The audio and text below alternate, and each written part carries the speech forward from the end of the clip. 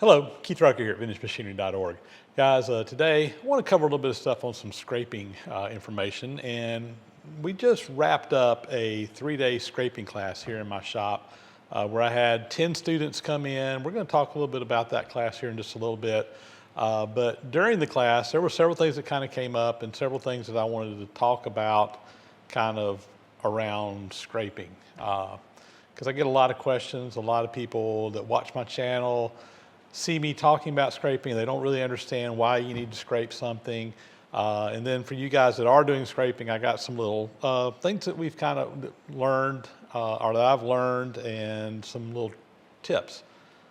We're going to talk a little bit about spotting ink. Spotting ink has become an issue in the scraping community here lately, and I've come up with a new solution, at least that I like, for that. We're going to talk a little bit about that. So first off, about our scraping class. So as you guys, if you follow my channel for a long time, you know that I've done multiple scraping classes that I've either attended or even helped teach with Richard King. Richard is one of the scraping gurus out there. There are some other guys that teach scraping classes around, but Richard's pretty well known and pretty vocal in that community. And Richard is a wealth of information when it comes to scraping. I took his class for the first time, I don't know, it's probably been 7-8 years ago now. We actually hosted several of his 5-day scraping classes here in my shop. I also helped him with a couple of classes down in Florida that he did. All in all, man, I've lost count. I've probably been involved either in as a student or helping instruct in probably 7 or 8 Richard King scraping classes over the years. Here recently, I've started kind of teaching some of my own scraping classes. I'm really not doing the same thing that Richard does. Some of it is kind of the same, but really my classes that I'm doing, basically what we just did here in my shop was just a 3-day hand scraping only, just basically learning the basics of hand scraping, how to get something flat. And for a project, we used one of my 18-inch straight edge castings, and each student got one of those and we scraped it in. And that became a project that then they could take home and have to use for scraping in other stuff down the road. Let me show you what one of them looks like. So these are the Camelback style straight edges that basically I designed this particular design. I mean, I didn't invent this design. The Camelback straight edges have been around, but this is kind of my interpretation. I have these made at Windy Hill Foundry. The casting's done there. And we basically, I have these available for sale. If anybody's interested, you can send me an email. Here's my email down below. I don't have these available right now where you can just go order them on a store or anything because quantities are limited, and I'm basically just kind of selling them as we have quantities. If you are interested in one, you can send me, I'll send you the details. I don't like to put prices on my videos because these videos last forever, and 10 years from now I'll have somebody come and say, well, you said the price was such and such. So you know, if you're interested in these, shoot me an email. I will get you the information, either sell you one or get you on a waiting list to get one as soon as one becomes available. And the foundry is casting these actively right now, but honestly there is a little bit of a backlog because we've got some orders that we're waiting to get filled, but as those get filled, we'll have some more available and so forth. But as part of the class, everybody got one of these 18-inch long straight edge castings. I went ahead, normally when I sell a casting, it is a raw, rough casting. You have to machine it and scrape it in yourself. It is a project. For the class, I went ahead and machined them, and we machined these on the milling machine, and then I surface ground the surfaces that are going to be scraped to make it a little bit easier for the scraping class. And then they came in, and as a project in the class, we scraped in one of these 18 inches. I also have them in 12-inch lengths and 9-inch lengths. These little 9 and 12s are really handy for doing like a small compound or something where you don't want to use a great big straight edge. They're just a little more compact and a little bit lighter to handle.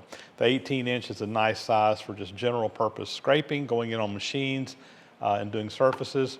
I am in the process of getting some castings or some patterns made to do a 24-inch model. Don't know when I'm going to have those available for sale. but we are working on that. And I am exploring the possibilities of maybe even doing a 30 or 36 inch as well down the road.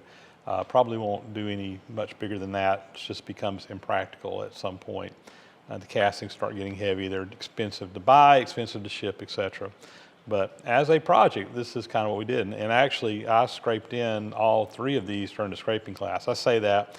The 9-inch one I already had scraped in. I did touch it up though. The dovetail side was good, but I did touch up the bottom on it. It was real close. It had just gotten out a little bit, which is typical with these straight edges. These straight edges, what do you use them for? This is a tool that you will scrape in flat using your surface plate as a standard. I got my surface plate up underneath this mat. So we'll blue up the part, or blue up the surface plate, find the high spots, scrape down the high spots until we get good contact on these. And this is then a reference surface that you can take to a machine if you're scraping in a machine that you want to actually see how flat your ways are, or slides in the, again, in the compound or whatever you're scraping in. You can take this to the machine and blue this up, put some spotting ink on it, and see where the high spots are and determine whether you need to scrape it in, and if so, scrape it. So it's a tool that you can use, and this was what our project was in the class. So every student got an 18-inch straight edge. Every student in the class successfully scraped their straight edge in. Some of the students bought some extra straight edges, and they actually, a couple of them, I had a couple of students, I think, that scraped in all 3 sizes during the class. I had some students that only got the one scraped in during the class, just depending on how quickly they progressed and was able to go. We also had some other projects that students worked on in the class, such as had some little cast iron surface plates. A couple of guys brought in some lathe compounds, had a tailstock off of a lathe one student was working on. So, you know, people brought in some stuff and was able to do some things, with a little bit of supervision here in the class as well. I didn't really do a whole lot of filming during the class just because we were trying to focus on the class and not so much me making a video. So I was trying to go around and instruct and work with students. I didn't really want to get the camera out too much, but I did get a few video clips of some of the students. I didn't get everybody working, but I got several of them working. So let me just kind of show some of these video clips so you can kind of see some of the work being done during our recent scraping class. All right, so tell me what you're doing here. I am scraping in a straight edge, and what we're doing is we're breaking up the big areas of ink here in the smaller areas. Sounds kind of like a woodpecker here, but then we're breaking those spots up, and then we'll go back over and re-ink it, and we'll do it again until we got about 40 spots per inch. That's what we're shooting for. That's the plan. All right, it's coming together. We're getting there. Rinse and repeat. Another scraper here, hard at work.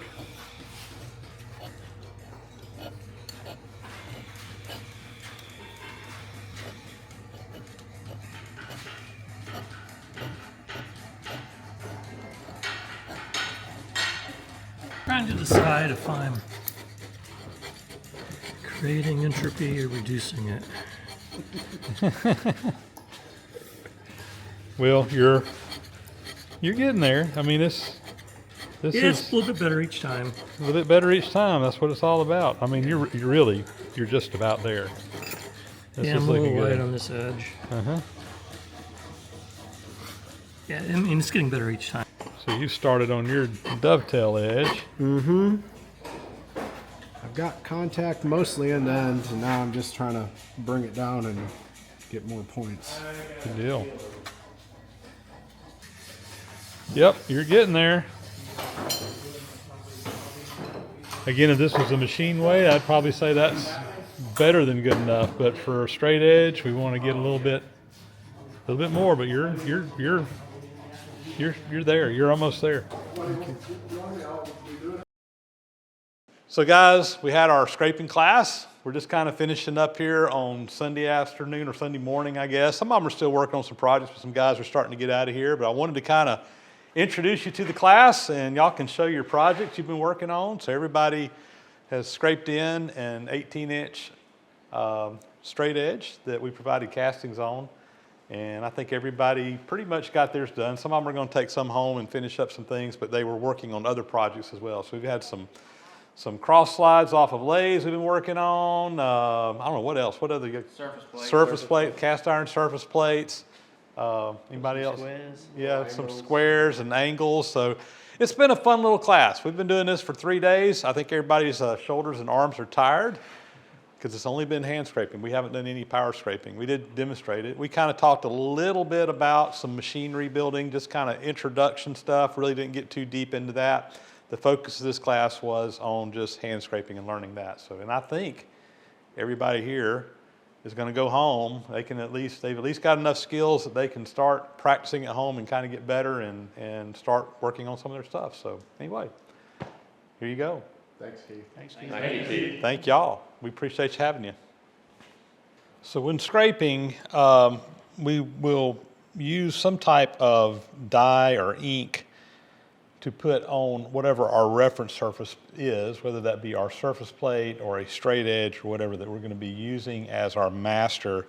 And then we will rub whatever part we're checking on that master and on top of the ink. And basically what you'll see is the ink will transfer from the flat reference surface to the high spots on the part that you're scraping, and you can tell where the high spots are and what parts you need to scrape down. And one of the challenges that I think we've had here recently in the scraping world is that the product that we've been using, or what a lot of people have been using for your spotting die, has been this Canode material. You were able to get it from a company called Artco, American Rotary Tool Company. And I think there were other people that sold Canode, but it again was kind of the standard material. It's kind of a paint-like dye, and it's just a thin material that you could put on your surface plate, kind of spread it around real thin using a little roller or something, and then transfer it over. The problem that we've got is that they have quit, the people that made this Canode product quit making it for whatever reason, and it's no longer available. So I've actually got I've got a good bit of it just because I've used it for so much. It kind of got to where you couldn't get it, and then they got some more, and I ordered this big bottle of it whenever that happened, and then they sold out of that, and they couldn't get any more again. Well, Artco came out with this new product, Carco they call it, dye spotting ink, blue, kind of as a replacement because they did have such a demand for it. So I bought some of this, and honestly, we'll show this in a little bit, but I'm not too impressed with it. In fact, wasn't really able to make it work the way I needed to make it work. Historically, going back, a lot of people used to use this Dicam high spot blue. This was really where the blue came from. Even before that, Prussian blue came in a little tube. This stuff works great. It's really just the right thickness and everything else. The problem with these products is that this stuff, you could always tell someone that was a scraping hand because their hands were blue all the time. It's just, this dye was so strong, and it just, whatever it got in touch with, it just was forever there. It just dyed everything really hard. These spotting inks that we're using now are water soluble, so they clean up a lot easier. You don't have to have a solvent to get them to clean up. This is part of the reason why a lot of people have gone to it. Some people started using this Charbonded or whatever, Charbond Aqua Wash. This is kind of a etching press ink. It works pretty good. I've gotten some of the blue and the black and the red that I played around with, and I've been pretty happy with this stuff. It is a little bit, a lot of times, kind of to use it ideally, we would take this Aqua Wash stuff and mix it with some Canode, and it really did a good job, but you kind of need the Canode to mix with it. I tried mixing some with the Carco stuff, and again, this stuff's just too thin, in my opinion. It did not work too well at all. Back in the old days, even before the blue became popular and kind of became the standard, they would just use carbon black for your dark material, and they used red lead as a contrast material. And I hadn't really talked about contrast, but with the blue, a lot of times we use this yellow.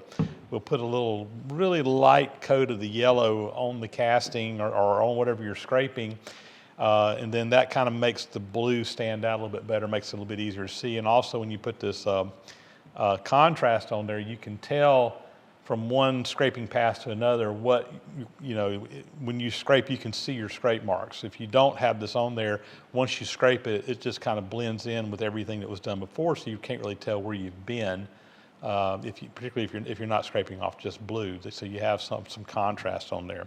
So they would use red lead as a contrast, and they would use carbon black as the actual material. So they use red as a contrast and black as the spotting ink.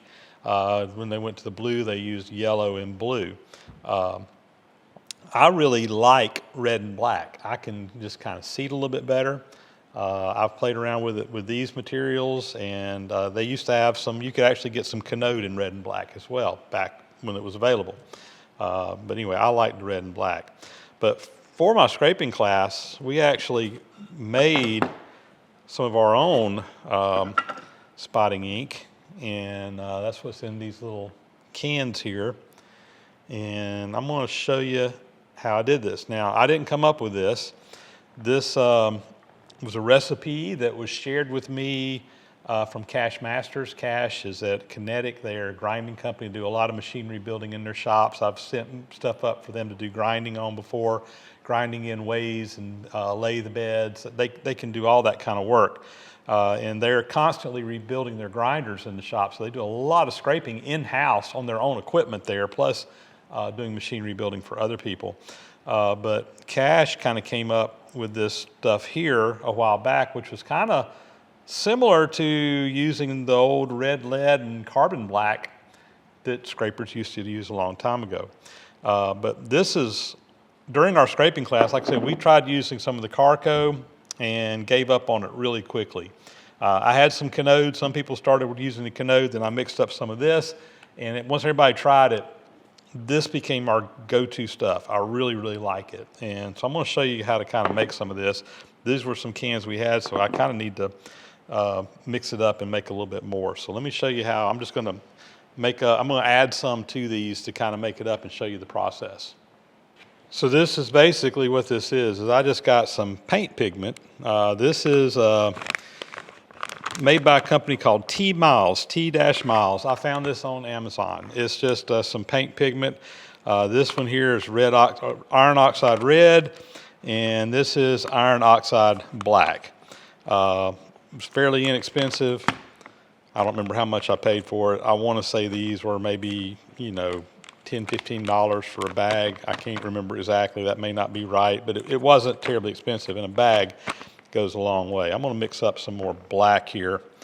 And then you just take the paint pigment, and we're mixing it with some whey oil here, and just kind of make it into a paste about like shoe polish. And I've got got a little spoon in here, so I'm just going to take some of this powder. I'm just going to kind of add to what's here, so I'm just going to take a couple of scoops of the powder. I'm going to put it into this little tin. These little tins, I was looking for something kind of like a shoe polish tin, something that you could get a little dauber down inside of. And again, I found some little tins on Amazon. I just ordered some to mix these up in. You could do it in whatever. You could do it in a little plastic Tupperware or old butter dish or whatever. I'm just going to take a little bit of oil and pour in there. Take a stir stick here, kind of mix it up. And again, you want to kind of get it to that consistency of something similar to shoe polish. And I may have to add a little more powder or a little more oil to get just right. That is just a little bit on the thin side, I think. So let me put just a little bit more powder in there. I don't have an exact recipe, guys. This is just kind of by feel, but it's not rocket science. That's much better. This paint pigment is finely ground stuff and works pretty good.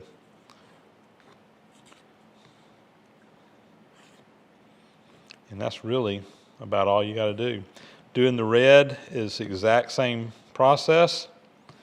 You just mix it up until it's about that consistency, and you can then use this. I thought what I'd do is show you guys these different materials and just kind of let you see with your own eyes how well they work. So I think I'll start with the Canode because that's kind of the standard, and we'll just kind of go through. We'll look at the Carco stuff. I'll probably look at some Aqua Wash. I'm not going to do the Dichem just because it's just so messy. And then we'll finish with this stuff here and just kind of let you guys see what each one of them looks like, and we'll go from there. So let's give that a try. All right, I'm over at the surface plate, and first thing I want to do is get the surface plate good and clean. I'm just using some Windex here, which is what I was taught to use as a surface plate cleaner. It works really good. Anytime I start to use a surface plate, I keep my surface plate covered up with a rubber mat, and when I'm not using it, just to help protect it, keep anything from being on it, because these surface plates are made out of granite. This one is. You can get them made out of cast iron as well, but they are lapped extremely flat. If you have a good surface plate, a AA surface plate, one that has been calibrated and checked, that is in tip-top condition, basically it is going to be flat from its highest point on that plate to its relative lowest point on that plate, about 50 millionths of an inch. So extremely, extremely flat plate. Now, not all plates are going to grade AA. And as you use them, they're going to wear. You'll get down a little bit worse than that. Ideally, you'll have one that's, grades out at least at an A grade. An A grade, I don't have the specs in front of me, but, from its highest point to its lowest point, you're probably, and it depends on the size of the plate as to how much deviation is allowed. Larger plates, you can have a larger deviation just because of the area over it. But, you're probably looking at a 10,000th of an inch, 100 millionths of an inch, deviation. So, but the point is these surface plates, one that's in good shape is going to be extremely flat. And what we're going for in scraping is flatness.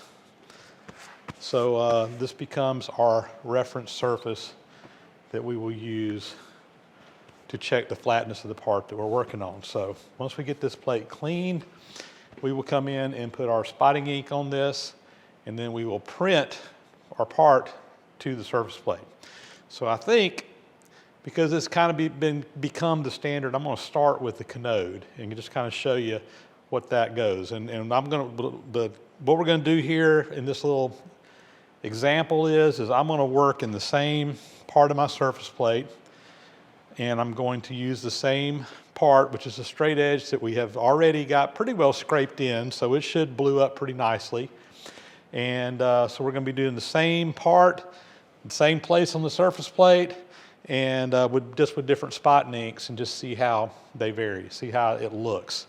And I'm actually interested in seeing this as well, because I've never really done this before, but we're going to try it out right here. So let me get some Canode, and we'll get our first example going. And I got some blue Canode 2243 dye spotting ink, water soluble blue. That's what we're going to start with. What I will do is I will take some of this, and I'm just going to put some on the plate, and I'm going to take a little foam roller here, and we're just going to spread this out. And what we want to do is get a nice little thin layer of this ink spread out on the plate. You should be able to see through it when it's at the proper thickness, where you can see the plate down beneath it.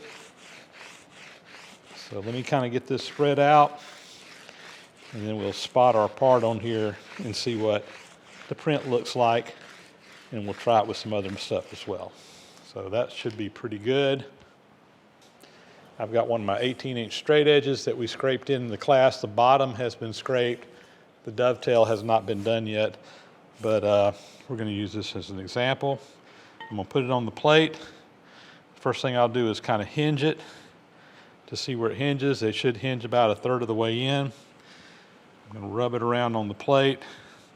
This may be too thick. I may have to spread it out some more. Let's see what it looks like. All right. That is a little bit thick, but you can kind of see the pattern on there. Let me see if I can get this where you can see it better in the camera. All right, guys, I did decide to go back. I put some of the yellow contrast on this. I just want to, when you put the yellow on it, you want to just put enough on there that it kind of just puts a little thin layer on there that kind of takes some of the glare off of the part. And again, when you're scraping, you can kind of tell where you're scraping and where you're not. So I'm going to blue that up again to make it a little bit easier to see. Let's do this again. I've just spread that around again on the plate. All right. And now let's come over here and take a look at it. So this has been scraped in, and I mean, it's really done. This straight edge is nice. We have the individual points of contact all the way up down here. We got the little areas in between. This is a nicely scraped surface. You got areas of contact, but you also the yellow kind of areas in between are where some oil can get into. It also makes where you have points of contact rather than just having solid contact. If it was like a perfectly flat surface ground finish, those parts would tend to want to stick if you were going up against another ground surface. This will want to kind of glide across because you got a little pockets for the oil to go in there, but it still makes the bearing points on the high spots. When I call this flat, what I'm talking about is the tops of those blue areas are flat. Yes, the areas below it are kind of below that surface, but we do have a plane right across the top of that area. That's the area that we came in contact with over there on the surface plate. And again, this is kind of what we're going for in a scraped surface. This has already pretty much been done. And I apologize, we got a little glare going on. I can't really do anything about it, but I just wanted you to see this is kind of what we're doing. When we're scraping now, what we would do if we were going to go back and scrape this again is I would go in here and just hit the blue spots if I wanted to kind of bring it down a little bit more and get better contact in there. But for a straight edge, this is pretty much just fine. But anyway, this is the canode with canode contrast. So just kind of keep that in your mind. I think what I'll do next is try the Carco, which is the new stuff, and show you that. So I've cleaned up my surface plate again, and I'm going to come in here now with this Carco dye spotting ink. This is kind of the new stuff I was talking about, and let's give it a try. This is the same thing. I just got it in a smaller bottle. But first thing I'll note, as this stuff comes out, it's really, really thin. And it just, I don't know, it is different. It is very different than the old stuff we've been using forever. You can just tell it going onto the surface plate. I'm going to yellow up. I'm going to use some of the Carco yellow over here as well, and then we'll ink this up and show you what it looks like. So this is the contrast. This is also the Carco, and I'm just going to put a little bit on here. Again, it is much thinner than the canode, although the contrast, I think it does fine. You just want to put a little bit of a yellow on here. You're not really spotting with it, but this stuff is different than the canode, but I think it's acceptable like it is. Camera move, let me get that back in frame. But that is okay. I'm fine with that, but let's go try spotting it and see what happens. Bring it over here, kind of put it back in the same place we did before. Spread it around, and let's see what we got. So here we are, and a couple of things to note. First off, this stuff is so thin that it just tends to want to kind of smear, and it's hard to see the individual spots. I mean, even if you get it on there really light, it just wants to smear rather than really pick up the individual high points. So this almost looks like almost a solid blue surface across here. The other thing is that the color is just a shade or two lighter than the Canode, and it's just harder to pick it up. I mean, I have a difficult time really seeing the blue in versus the yellow. But we played around with this in the scraping class. We tried some different things, and we just honestly just really struggled with being able to make it work like we wanted to. I mean, I think you could probably make it work, but this is not the same consistency and color as the Canode. And okay, we might be able to make it work, but I don't think it's an ideal substitute. So anyway, I'm giving the Carco dies a thumbs down. I'm sorry, Artco. I like you guys at Artco. You guys have been good to us in the scraping world, but I'm sorry, I just don't feel like this product is up to snuff for the application that we're using it for. My opinion, and that was pretty much the opinion of everybody that was in my class as well, but I probably influenced that, but it's difficult to use. Let's look at some other stuff. Let's look at some other options. You can kind of see some other things that you can try. So the next thing I'm going to try is some of this Charbonnel Aqua Wash, and the color, they make this in a lot of different colors. This is actually Prussian blue is the color, which is what we talked about, Prussian blue being the old stuff that they used to use. So you can see it's a pretty dark blue. We're going to put some on the plate and try it out. I've used this before. From what I remember, it's a little bit on the thick side. It really kind of almost needs to be thinned down a little bit. We used to thin it down with Canode. About a half and half mixture really worked well. I'm just going to do straight this stuff because you can't get Canode anymore. You could probably maybe put some alcohol or something in there to thin it down and do the same thing. But I'm just going to try it right out of the bottle. It takes a little bit to get it spread out, but we'll give that a try. And I'm just going to kind of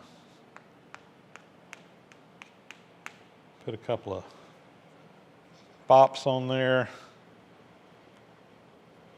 And get a foam roller here.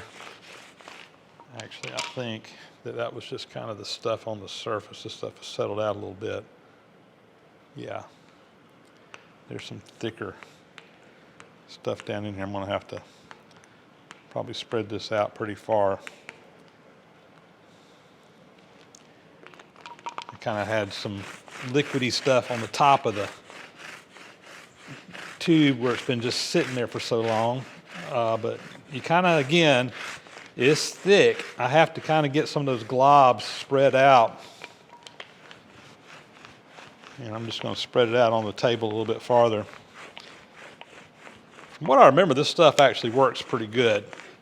Tom Lipton is who kind of turned me on to this. He did a video where he showed it. I think his wife actually does some printing. And she had some of this, and Tom just tried it, and it worked pretty good. So I'm going to give him credit for it anyway. He may have stole it from somewhere else. I don't know. But if you can see how much darker that is than the Carco stuff. So I have put some contrast on the straight edge. I just used the Canode. They do have an Aqua Wash yellow. I don't have any, but you can use that. Let's see how this goes. Maybe a little thick, I'm not sure. Let's see how it looks. All right, so I will note that it is a little bit thick in some places over there. I had a smear here, a little bit of a smear up here. It just needs to be spread around a little bit more, but you can kind of see how this stuff works. I've got very easy to distinguish blue spots on here in contrast with that yellow. It's very easy to work with. Again, it does need to be thinned down just a little bit, and it probably was a little bit thick on the plate, but I like this. I like this stuff. It works pretty well. It's not a perfect material, but it does work pretty well. And honestly, when my canode kind of gets on the plate, you kind of work with it for a little while and you get the layer just right. It really comes out a little bit darker than what I did on that first print. I think I had just a little bit on the light side. It kind of comes out looking more like this than what we actually saw in the first clip. But anyway, I'm pretty happy with that. That is a nice material to work with. Again, needs to be thinned down just a little bit, but it does a good job.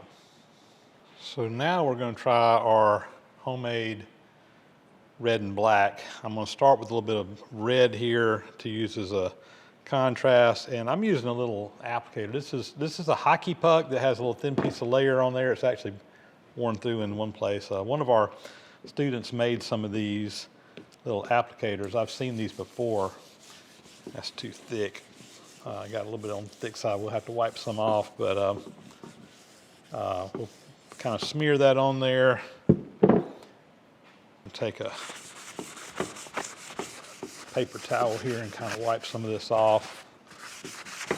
You just want to kind of have a contrast, but you got a nice contrast there now. That's about what you want. Now let's go put some of the black over here on the plate. I made a little dauber here. This is just a blue paper towel that was folded up and then rolled up, and then I took some painter's tape and put around it and just made a little applicator. I'm just going to put this over into the tin, and we're just going to kind of put some of this down on the plate,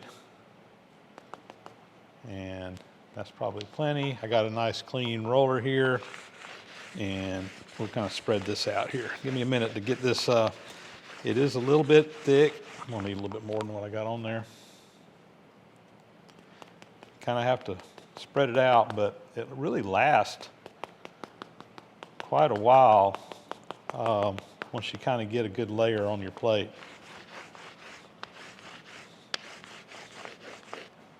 So again, we got the red contrast on there.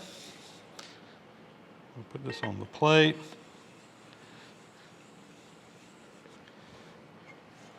And bring it over here. And there you go. The red and black, red contrast with the black ink. That is easy to see. Again, I like red and black more than I like blue and yellow just to begin with, whether it was a canode or whether it's the aqua wash or this stuff right here. But that is easy to see. It really does a good job of printing up. And this, I think, is going to become my go-to recipe for spot ink. Your opinion may be different, and if it is, that's fine. Work with what you like, but I like this. And the nice thing about this stuff is it's fairly inexpensive to make. Let me do a little price comparison on some of this just so you can kind of see. I'm going to go look up the prices of some stuff, and we'll kind of figure out what the cost is on all these different options as well. All right, let's do a price breakdown on these. I went and looked up all the prices on these. So this Carco dye spotting ink, again, comes from Artco, A-R-T-C-O, American Rotary Tools Company. And I will say that the price on this, from what I remember, is similar, if not exactly what the canode used to sell for. So the canode's not available anymore, but I don't have a current price on it. There's probably some guys on eBay selling it at higher prices now because you can't get it anymore. But anyway, this 32-ounce bottle sells for $66. So if you do the math, that comes out to about $2.06 per ounce. And I'm just going to do all my prices. I'm going to normalize them per ounce just to kind of get them all in the same price because quantity is different on each one of them. So anyway, $2 per ounce for this stuff. The Aqua Wash, this little tube, it's a 2-ounce tube. It costs $18.27. It's the price I found on Amazon. So that comes out to about $9.13 per ounce. So even though the tube is cheaper than the jug. There's a lot more in the jug than there is in this. So this is about, I don't know, 4.5 times more expensive than this. Now, the stuff to make this, I'm just going to assume a 1-to-1 ratio. I don't know what exactly I've mixed up, but I'm just going to say 1-to-1. The T-Miles black iron oxide. This is a 500 milliliter, or 500 gram rather, bag. That bag cost $16.14. And the oil here, I use Velicite 10. I looked it up. A 5-gallon bucket costs $223, but that only comes out to 34 cents an ounce. So, you know, obviously you can get this in smaller quantities. That was just the price that I found. And, you know, the nice thing about this stuff is you use it in the shop for other things as well. So it's not like you're just only going to use it for this. I use this in my machinery as a spindle oil, a whey oil, etc. I think true whey oil is a little bit tackier than this. This is more of a spindle oil, but anyway, it works about the same way either way. But this comes out to $1.26 per ounce when you mix it all together. So this is the winner on price, followed by this is a close second. So $1.26 an ounce, $2.06 an ounce versus $9.13 an ounce. So price-wise, you can kind of see what you're looking at. I like this. This is what I'm going to. This is what I'm going to start using, I think, in my classes as well as me personally. I will say that they sell this pigment in different colors. If you like blue, you can. I haven't looked, but you can probably get some blue pigment. If not this particular T-Miles, I'm sure you can get some other blue paint pigment and mix up some blue if you like blue. But I really kind of like this stuff right here. That's kind of my point, I guess, is where I'm going to be headed. And big, huge thank you to Cash Masters. Again, he's the one that kind of shared the recipe on this, and I just kind of copied him, and I like it. So there you go. Well, guys, I hope you enjoyed that. I know some of you guys are not into scraping. Some of you guys are into scraping. Some of you guys that are into scraping, though, one of the big issues that we've had recently is not being able to get the Canode anymore and trying to come up with a good substitute for it. So I hope you enjoyed that little exercise there. That's actually the first time that I've really compared them all side by side. Like I said earlier, I've used all of them in the past, but I've never really kind of looked at them all really kind of side by side to really look. And my analysis from the class of using the new material, the paste made out of the paint pigment and oil, yeah, I like it. So again, that's, I think, the direction I'm going to be heading. And again, you can go in whatever direction you want to go and whatever works for you if you're interested in scraping. So hope you enjoyed that. On the scraping classes, yeah, we had a very successful class. Everybody that attended gave me good positive feedback on it. I am going to do some more scraping classes down the road. So if you're interested in learning how to scrape, send me an email right down here. And send me an email, tell me you're interested. The way I advertise the classes is that I've got a list that I've started from people who have told me they're interested in the class. And before I announce it publicly anyplace else, I will go down my list and let everybody kind of give the people on the list first chance to sign up for the classes. My class size is limited to 10 students at a time. That's just what I can handle in my class comfortably. I think if I had any more people in here, we'd just be bumping into one another. 10 people seems to be a good size. I can get around and work with 10 people. Again, more than that, and I think it's just too many. So I'm bringing 10 people in. It's a 3-day class. My classes are taught at my shop here in Tifton, Georgia. It is a hand scraping class right now. I am considering doing some more advanced power scraping classes and maybe machinery building classes in the future, but right now we're just doing hand scraping and getting people kind of up to speed on that if you're interested in doing it. So again, shoot me that email if you're interested. I'll put you on the list. It is, when I do start signing people up, it's kind of first come, first serve. The first 10 people that say they want to take the class and send a deposit in, you're on the list. And then The rest of the people, we just kind of have to wait to the next class. Right now, I am planning on probably trying to do another class this fall, later this fall, early winter, then probably another class sometime. So I'm thinking probably November and either January, February, having some classes here at the shop again. Don't have dates yet, but that's kind of what I'm thinking. And again, if you want more information, send me the email. I'll put you on the list. And whenever I send out the information, it'll have everything you need to know to make a decision on whether you want to come in for the class or not. And I will say, yes, I know a lot of people live far away, not close by. I've had people get on airplanes and come to the class. That's perfectly fine. I've had people, we've actually had, in some of the Richard King classes, we've had people come from foreign countries to come take the class. You know, yes, that's expensive, I know, but I've had people, we had a person that drove all the way from somewhere up in the Northeast. I can't remember exactly where, but all the way from the Northeast down for the class. I think Boston, maybe? I think is what he told me. Anyway, we've had some people from Ohio and Illinois drive down and take the class. So, you know, it's doable. If you're interested in doing it, you can get here if you want to. There's some things you need to bring, but if people are flying in, we'll work with you and let you borrow stuff. I got a little bit of extra things that people can borrow if they're flying in and so forth. So anyway, just send me that email if you're interested. And with that, we're going to sign off. We'll catch you guys on the next video again. As always, thanks for watching.